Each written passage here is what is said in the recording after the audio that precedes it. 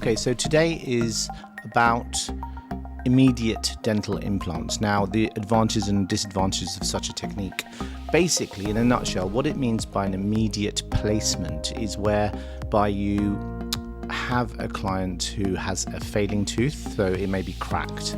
Now, with cracked teeth, it's really important that this intervention is done early on, because they rapidly start losing bone due to a spread of infection that occurs. So if you have got a cracked tooth, get to see a dentist as soon as possible and get a referral to an implant surgeon who can do an immediate placement for you.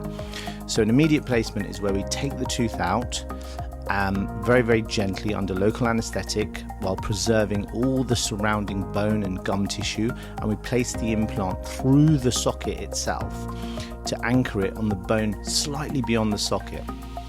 What generally in our clinics that we do is we'll place a temporary tooth for you also. An implant design is amazing because it can grip onto the bone and give us enough force to actually be able to put a temporary tooth on to support the socket. Now, in rare occasions, sometimes we don't get the stability of the implant when we actually place it through the socket where the tooth was, and we'd be offering you an alternative temporary solution, which might be a sticky bridge or might be a denture. But in 90% of the cases, if you come in early with a cracked tooth or something that needs to be extracted with an infection, we'll be able to do an immediate implant for you. For the dentists out there, really the information that you need to know is that you can't have an acute infection. It has to be a chronic infection. If it's a cracked tooth, early referral is highly advised. Get them in, get them seen, get that implant in, because it will preserve a lot of soft tissue. What we do know, if it's a front tooth, if it's a central incisor, that within 3 months you're going to lose 3 millimeters of bone height. That means the gum levels are going to rise, and you're going to lose that lovely gingival contour. That's the gum contour around the tooth, and therefore you're going to need block grafts or bone grafts and additional procedures, several temporaries to actually get that anatomy back.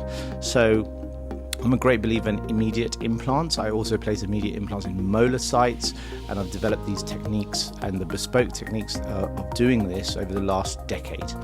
Thank you very much. I'm Dr. Avik, and I run the Implant Centre and Training Institute in Twyford. Please do follow me on Instagram at Dr._Avik on the Instagram, or you can find me on Facebook. Thank you so much. Have a great day.